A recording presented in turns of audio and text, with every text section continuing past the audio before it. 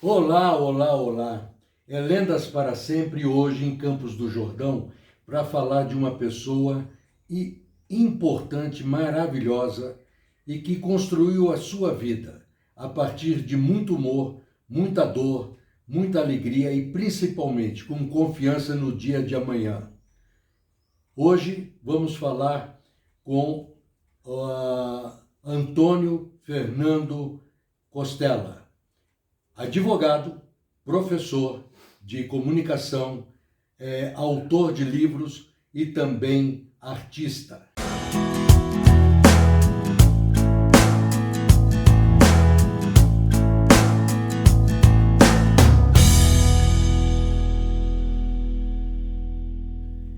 Muito obrigado por conhecê-lo, doutor Fernando, professor Fernando, vários títulos. O prazer é todo meu, pode crer. Muito obrigado. Obrigado. Em 1990, você faz uma série de livros com um companheiro seu fiel. Eu vou conversar de algumas coisas do presente e do passado num vai e vem. Quem era essa personagem que virou 4 livros? Era o Chiquinho, o meu cachorro. Aqui está, os despojos deles estão enterrados no jardim da frente do museu, da Casa Xilogravura. Ele me acompanhou numa viagem quando fui dar aulas em Portugal. O meu destino foi muito ligado assim, ao início de escolas de jornalismo. Quer dizer, eu estou suficientemente velho para isso, porque eu fui um dos primeiros professores da Escola de Comunicações da USP, né? Eu fui professor da Casper Libero, e quando criaram uma escola de jornalismo no Porto, na cidade do Porto, em Portugal, andaram importando professores dos Estados Unidos e do Brasil, porque são os dois países em que há escolas com mais longa tradição de ensino de jornalismo. Então eu fiquei 1 mês e pouco dando aula no Porto, e depois continuei em outros compromissos e um pouco de passeio pela Europa. Enfim, a viagem ia durar como durou 3 meses. E sai um livro. Qual é o título dele? Patas na Europa. Mas eu preciso explicar o porquê de o cachorro ter ido junto. Né? Porque senão fica parecendo aquelas viúvas ricas americanas, né? que tem certos caprichos. É que, no caso, esse cachorro, o Chiquinho, ele nasceu aqui em Campos, mas naquele tempo eu ia para São Paulo e voltava todas as semanas, porque eu continuava com atividades em São Paulo, embora ficasse umas 3 noites por todas essas semanas aqui em Campos. Então ele começou a viajar conosco, comigo e minha mulher, né, desde pequenininho. Né? Eu na época não entendia o suficiente disso. Ele acho que ficou afastado da mãe muito cedo, né? E daí ele não comia quando a gente não estava em casa, compreende? Entendi. Então, como eu ia ficar fora um tempo razoável, o próprio veterinário disse, olha, ele pode morrer. E eu justamente fui consultar um veterinário, porque um amigo meu, que era professor também, que foi dar aula na Argentina, tinha uma cadela, não levou e ela morreu, parou de comer, embora tivesse convivência com o filho desse professor, a cadela. No nosso caso era até pior, porque ele viveu só com a gente mesmo. Sim. Então, por isso que eu levei. E aí, durante a viagem, ele viajava sempre no banco de trás, em pé. Eu não gostava de deitar quando o cara estava andando, ele ficava em pé e apoiava o ombro, o queixo no meu ombro. Né? Então ele ficava olhando na direção que eu estava olhando. E às vezes eu parava para pensar, dizendo, o que será que ele está achando? Ele está vendo esse mundo aí que eu estou vendo, é diferente do mundo que ele conhece. E o que será que ele está achando? E daí surgiu a ideia de escrever uma descrição da viagem. Sim. Só que o narrador do livro passa a ser ele. Né? Aliás, isso me fez estudar muita coisa sobre vida animal, para poder, enfim, ter uma certa coerência, uma certa compatibilidade entre o que eu escrevi e o que o cachorro supostamente pensava. Ele, inclusive, te acompanhou numa entrevista junto do Jô Soares. Ele aparece deitado ao seu lado durante a entrevista. É verdade. Ele foi a muitas entrevistas. Depois de um certo tempo, aí não levei mais, porque ele já estava mais velhinho. E aquele ambiente de televisão, Muito muita ar-condicionado. gente, enfim, muito diferente Sim. do áudio de um cachorro. Aí eu comecei a evitar de levá-lo. Mas é assim, ele andou por todas as partes. A sua formação inicial é na USP, na área do direito. Sim, me formei na Faculdade de Direito em 1965. 65. Aí entra para a área do jornalismo também com uma disciplina ligada ao direito, mas falando sobre a área do jornalismo, né? A responsabilidade. Aliás, você tem vários alunos e um deles muito conhecido, que é o Milton Neves. Ah, sim, muito amigo meu. Muito amigo. Vejo também que tem foto com ele, recebendo o seu livro. Sai do direito, vem para o jornalismo. Leciona pelo menos uns 30, 40 anos entre as duas áreas. E aí aconteceu o seguinte, eu me formei em Direito, em primeiro lugar, porque na época em que eu entrei na faculdade, naquela época esperava-se de um filho de uma família de classe média que fosse ou engenheiro, advogado ou médico. Sim. Como eu não tinha nenhuma atração pelas outras duas atividades, eu acabei estudando Direito. Mas, na verdade, eu comecei a escrever para jornal quando eu tinha 15 anos. Eu escrevia para um jornal do interior. O dono do jornal não sabia que eu tinha 15 anos, ele só me conhecia por carta. Né? Qual o jornal? Era um jornal em Atibaia, chamado Atibaiense. Sim. Né? E, então, ele não sabia a minha idade, mas nos comunicávamos por correspondência, etc. Então, na verdade, havia já um passado, até na adolescência, que me conduzia num outro sentido. Por outro lado, eu trabalhei com o Carlos Rizzini, que era secretário, que foi quando ele foi secretário de Educação no tempo do prefeito Prestes Maia, em São Paulo. E o Rizzini é um dos, digamos, historiadores da imprensa brasileira, ou da imprensa no sentido geral, básicos para nós. Né?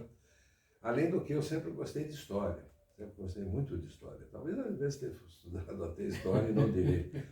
Então, quando eu me formei, por outro lado, na prefeitura eu conheci o Freitas Nobre, que era vice-prefeito no tempo do Maia. Sim. E o Freitas Nobre era autor de livros de direito à comunicação.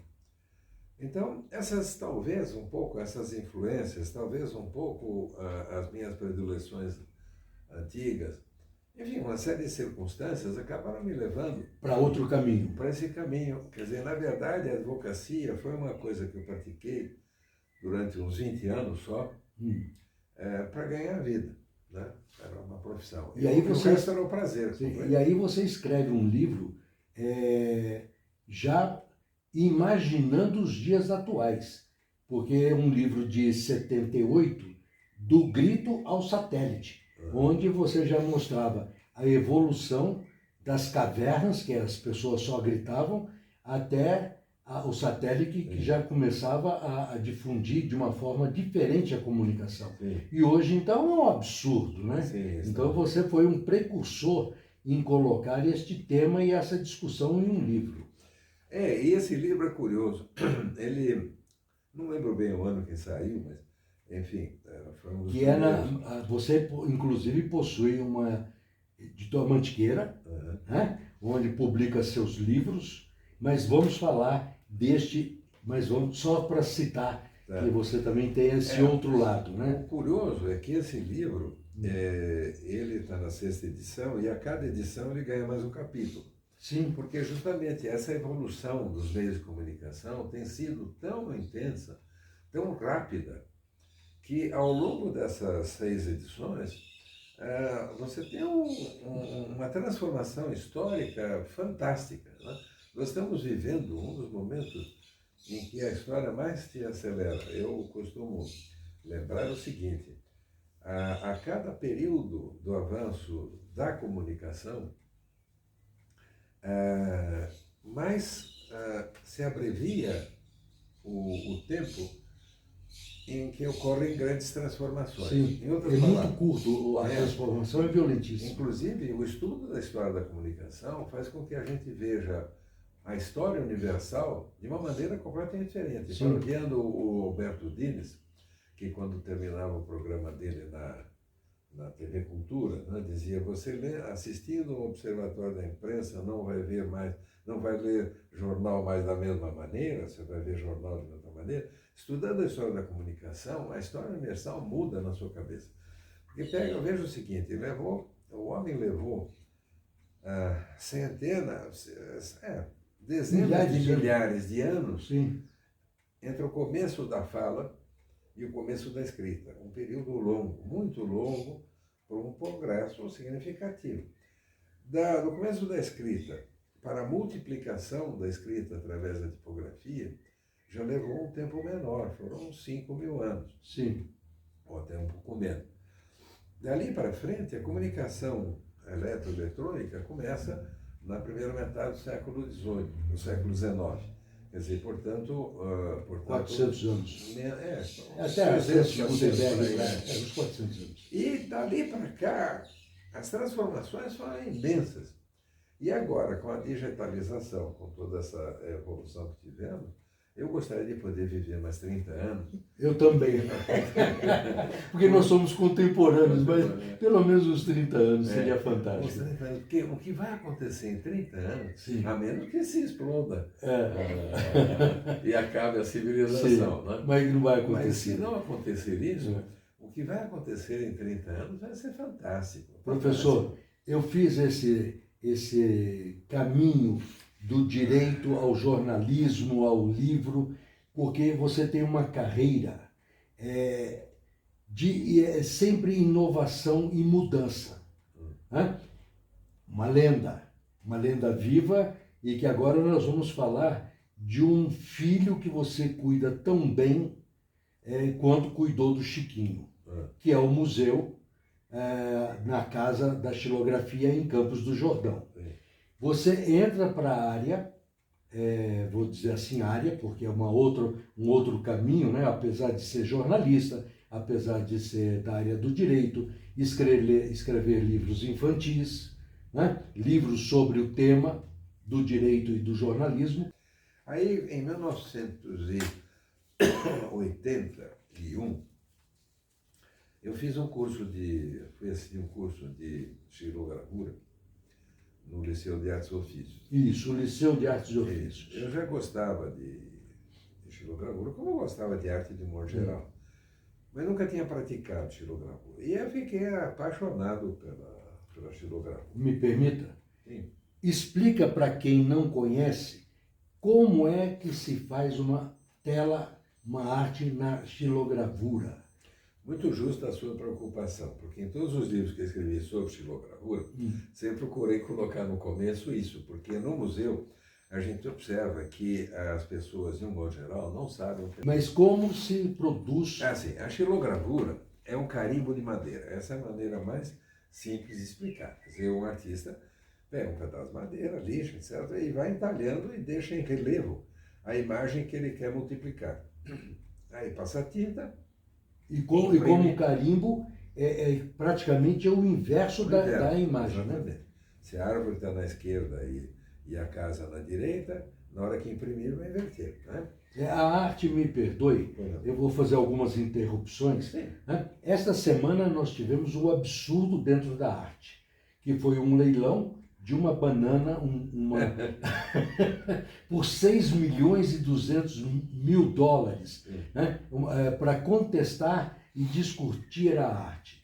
Então a arte, aqui você está colocando a xilografura, da pintura, do retrato, que também é arte, ela tem várias leituras, mas eu entendo que a xilogravura ela tem uma peculiaridade muito grande, que é o inverso. Como é que isso fica dentro da cabeça para entalhar no inverso para dar certo?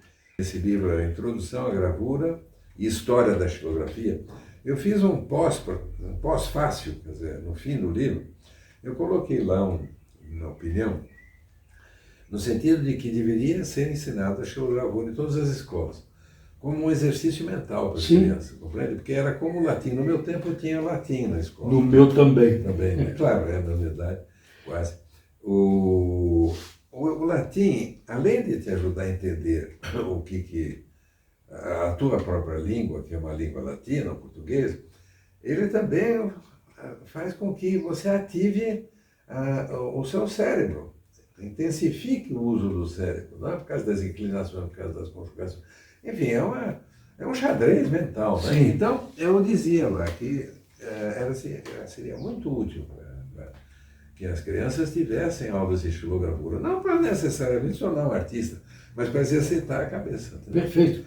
Eu tenho posso chamar de tela? É o nome correto? Uma peça. Uma peça. Uma gravura. Uma gravura de Veneza, onde o artista coloca a Veneza inteira.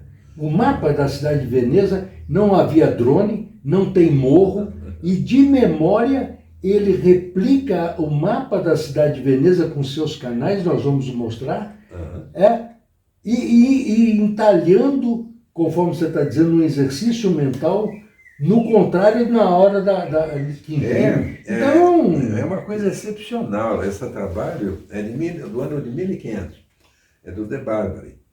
E, como você já ressaltou, não tinha drone, não tinha avião, não tinha balão, não tinha nada pelo qual ele pudesse ver Veneza de cima. Sim. Ou acima de Veneza, vê-la.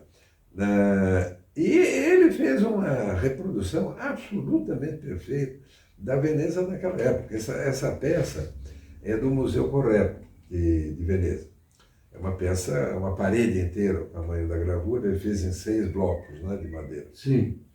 Que ele foi justapondo na hora da impressão. Ela chegou a ser usada algumas vezes pela Prefeitura de Veneza para verificar se alguém mexeu ou não mexeu na construção, porque a Veneza inteira é tombada pelo patrimônio, pelo órgão do patrimônio histórico italiano, né? Então não pode mexer por fora nada, dentro pode adaptar. Dentro do museu você tem mais de 1.200 obras. Aí não é mais. Essa é uma outra coisa que é interessante ressaltar, que senão a pessoa pode ficar pensando que o museu é de gravuras minhas. As minhas quase não são. Não, só tem mais de 500 Nós temos 1730, não é, Leda? Por volta de 1730 é a lista quem tem a Leda. 1730 é mais autores brasileiros e estrangeiros. Sim. E gravuras estamos chegando perto de 10 mil. 10 mil. Especificamente xilogravura. Temos também alguma coisa de outras técnicas, sim, mas as outras técnicas que temos é apenas para ajudar a explicar a xilogravura. Entendi. Nós temos 2 salas que explicam outras técnicas, né? Para que as pessoas entendam que a xilogravura não caiu do céu de repente na cabeça de alguém. E assim, me permita de novo, assim como você tem telas de outros autores, outros artistas, você também está no Louvre, você está em Londres, você está em Roma, você está em vários museus do Brasil e da América. Você tem pelo menos quantas obras? Olha, essa é uma coisa meio curiosa. Eu quero colocar pelo seguinte, professor. É uma lenda que nós estamos conversando, que faz uma trajetória e coloca o nome do Brasil em vários locais. Então é preciso que a gente ressalte não só as obras que você tem de outros, mas a sua também, que percorre o mundo. Só que aí não é por falsa modéstia. Não quero que tenha. Modéstia, eu tenho que reconhecer o seguinte, eu sou muito pouco xilógrafo. Eu, na verdade, tenho hoje, se pegar um livro meu, chama Arte do Lenho. Quantos livros você já tem? 37. E está saindo mais 2 crias. Não, esse já estão dentro das 37. Que já saíram.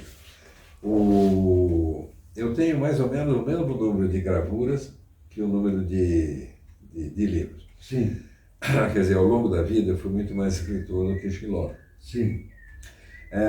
Agora, aquele tempo que eu fiz, hoje nem conseguiria mais fazer as xilogravuras que eu fazia, porque eu usei sempre técnica de topo, que é uma técnica em que se usa madeira dura, trabalha com buril e com linhas finas, a minha vista hoje já não daria mais para isso. Mas, enfim, voltando à questão.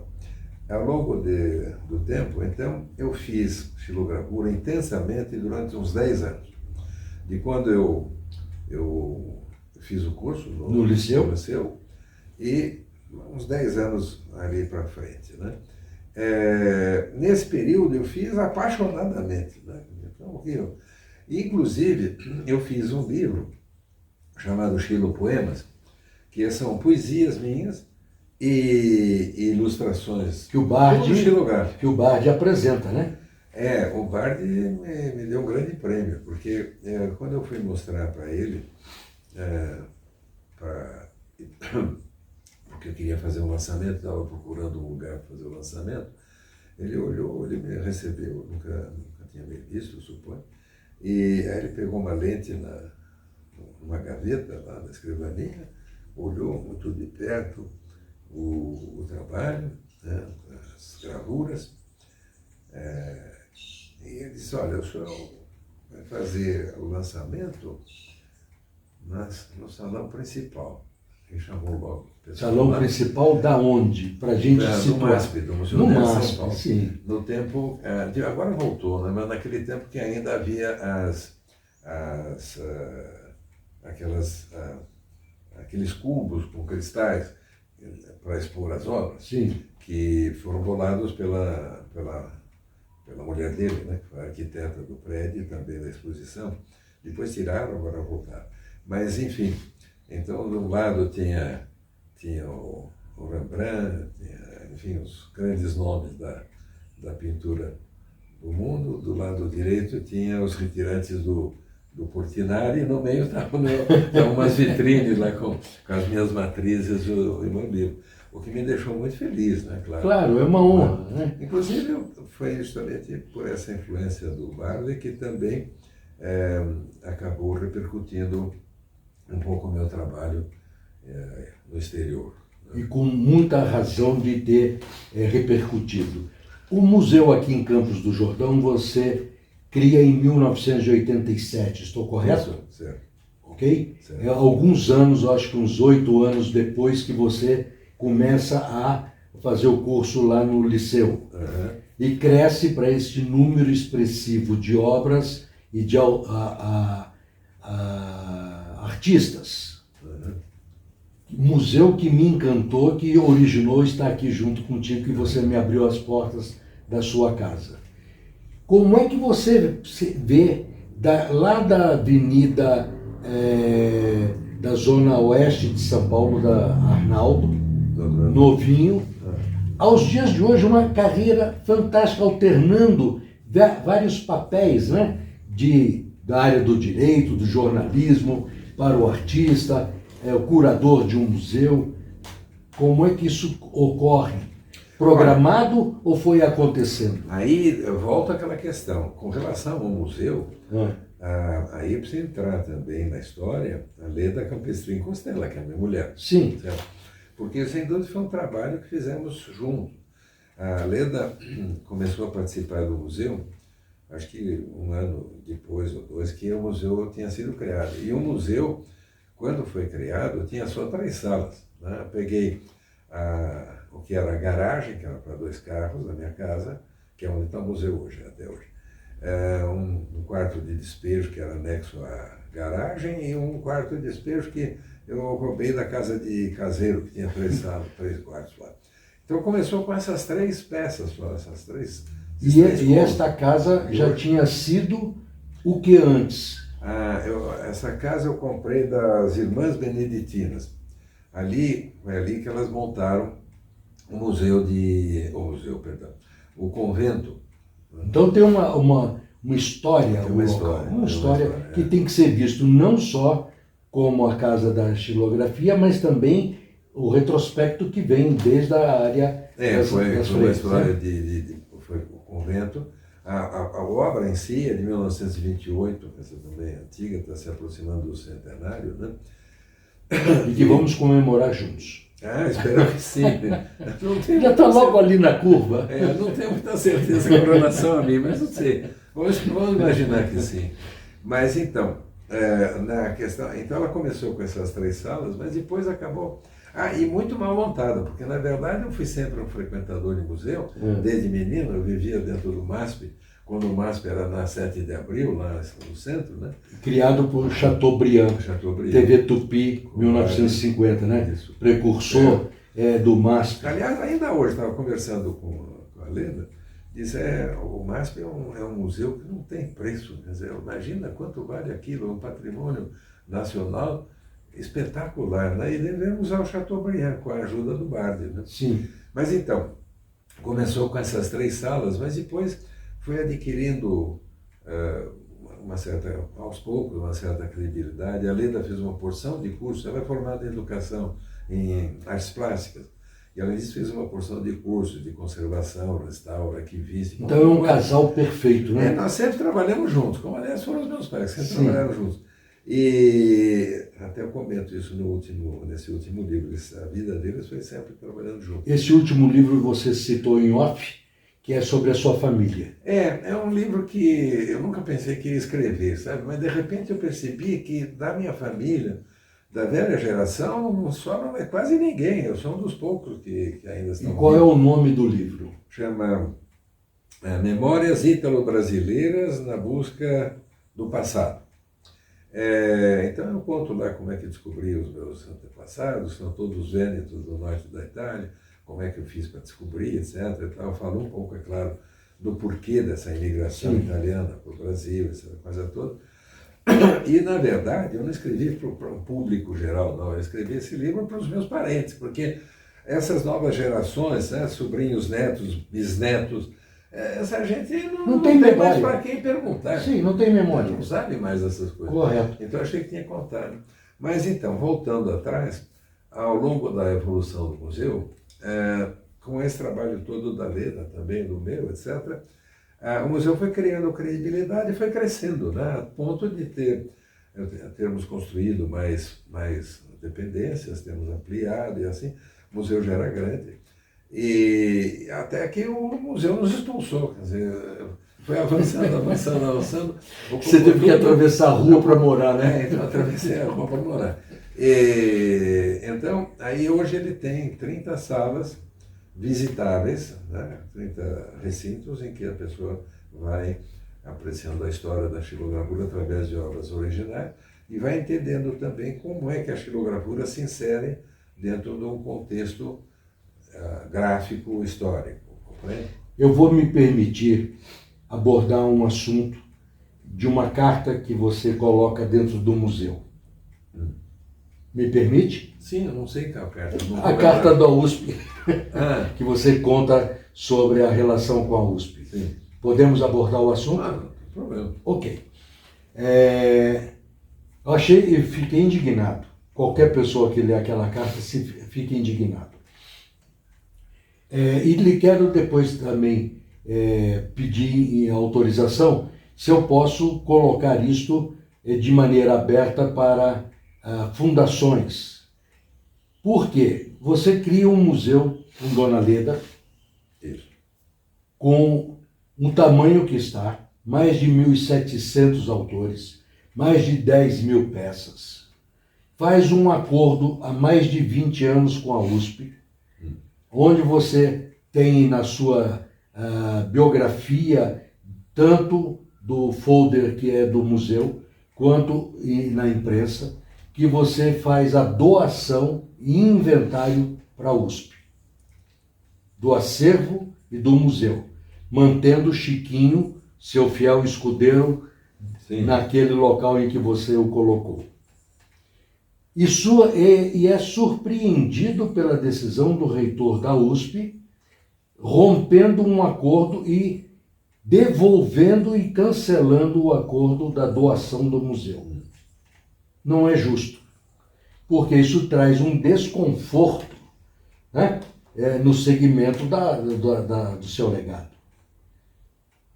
Olha, na verdade, eu não gostei, porque de fato tivemos 2 décadas de convivência muito amistosa, de parcerias sem entrar dinheiro nem de um nem de outro, quer dizer, trocávamos, por exemplo, fiz exposições em locais da USP, assim como fiz no museu nosso exposições de autores da USP e outras atividades da USP. Quer dizer, tivemos uma boa parceria que começou no tempo que o reitor era o professor Melfi.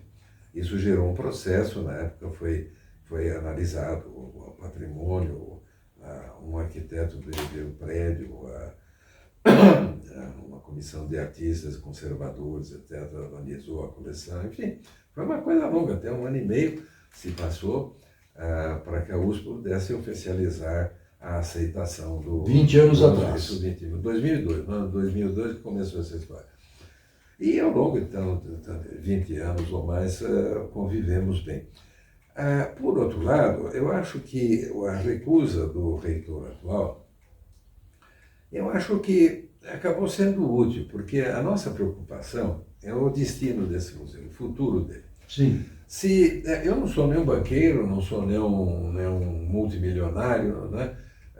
Mas conseguimos montar, né, apesar disso, isso. Só que, então não é um problema de custo, vamos dizer, porque existe uma maneira de você colecionar coisas sem gastar tanto, afinal, né?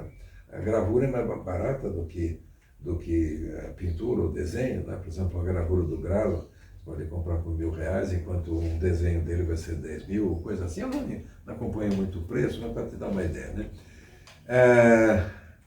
O que nos preocupa é que isso, ao longo de 37 anos, foi sendo possível, porque inclusive os artistas estavam vivos, a maior parte, embora haja muitos outros, um florescimento de xilógrafos no Brasil, aqueles da velha guarda já morreram todos. Sim. Nessa altura.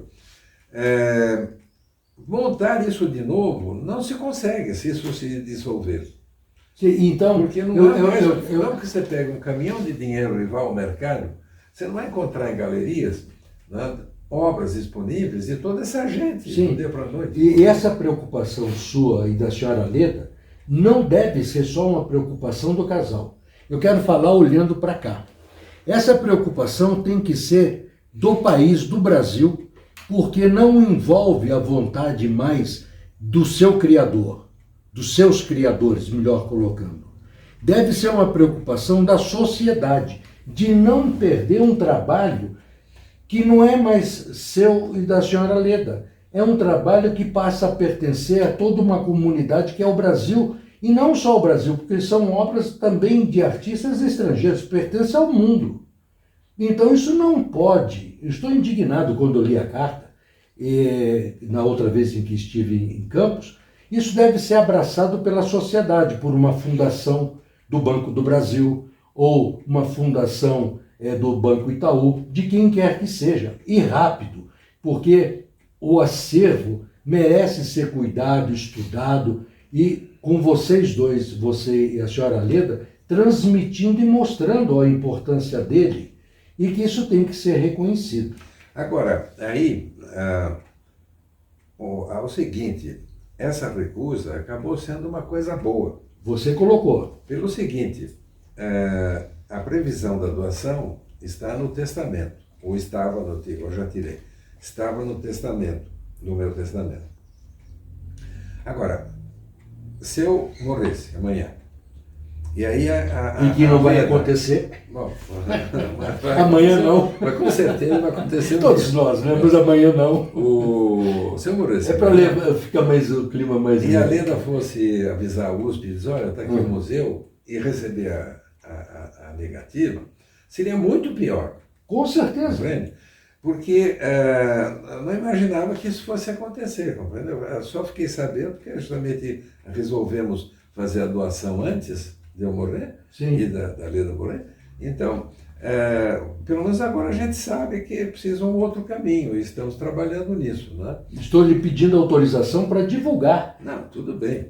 Ok, muito obrigado. Então, nesse sentido, não lastimo, compreende? Porque eu acho que seria muito pior se ela ficasse com esse abacaxi na mão depois sem saber como fazer. E um abacaxi saboroso, porque é fantástico o que está lá dentro, que a gente vai mostrar a todos.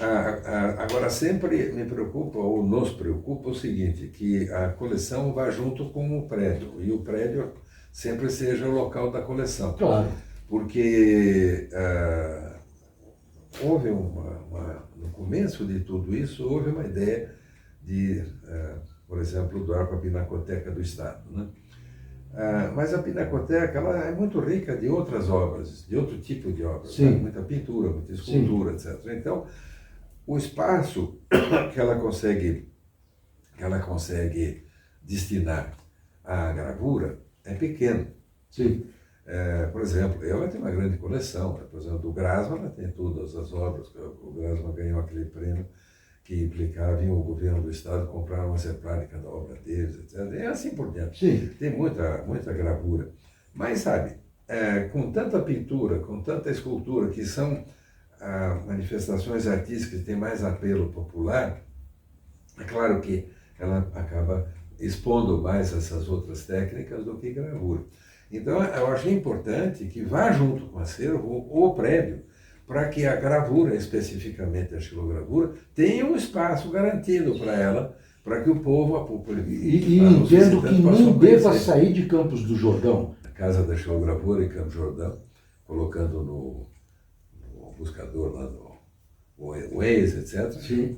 O Google vai chegar aqui. Mas, enfim, é na Praça da Igreja Nossa Senhora da Saúde, no bairro de Jaguari. Entenderam porque o professor Costela é uma lenda para sempre, junto com a senhora Leda.